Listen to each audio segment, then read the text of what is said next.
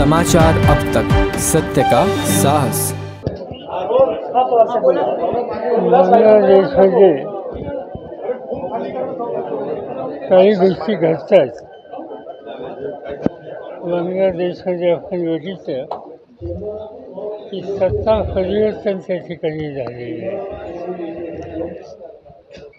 आणि सत्ता देशांच्या विरुद्ध तिथं तरुण पिढीने उठाव केला. त्यातनं काही गोष्टी घडल्या पण दुर्दैवानं त्याची प्रतिक्रिया भारतात काही ठिकाणी होती.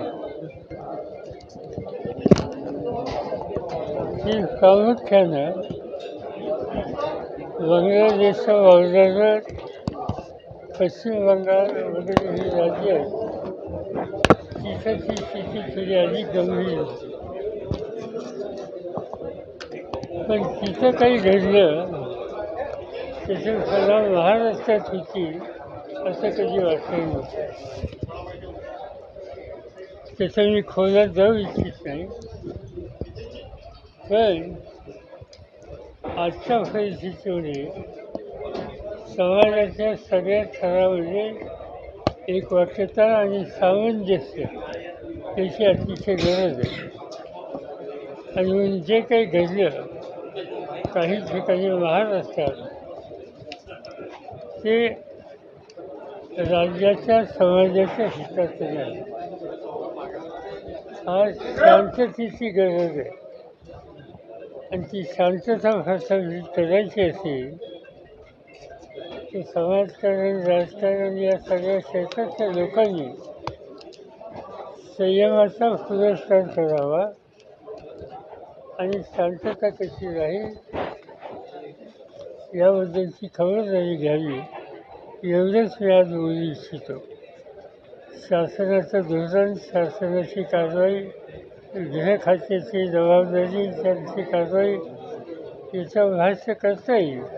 पण आज मला शांतता आणि सौहार्द याचं महत्त्व जास्त वाटतं आणि म्हणून त्याच्या अन्य बाबी ज्या आहेत त्याचं मी भाष्य करू इच्छित नाही.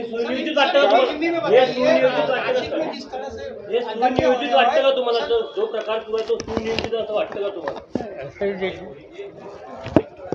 म्हणजे बांगलादेशमधल्या प्रकारे इथं घालायचं काही कारण नव्हतं. त्यामुळं जे कोणी यामध्ये सहभागी होत असतील माझं आव्हान त्यांना हे आहे की आपण अन्य देशात काही झालेल्या गोष्टीच्यासाठी आपल्या देशामध्ये सर्वसामान्य लोकांचं जीवन लाल किल्ल्यावर भाषण देत असताना 54 देशाच्या निवडणुका एका वेळेला व्हाव्यात, 54 देशाच्या निवडणुका एका वेळेला व्हाव्यात या प्रकारची भूमिका मांडली आणि ती भूमिका मांडून 12 तास नाही गेले तर आपल्याला ऐकायला मिळतं की जम्मू काश्मीरची निवडणूक जाहीर झाली, हरियाणाची झाली, झारखंड आणि महाराष्ट्राची झाली नाही. 54 देशात एका वेळी निवडणुका घ्यायचं धोरण प्रधानमंत्री मांडत असताना महाराष्ट्राच्या निवडणुकीच्या संबंधी त्यांचा हा निर्णय एक प्रकारचा विरोधाभास आहे. यापेक्षा आधी काय सांगायचं.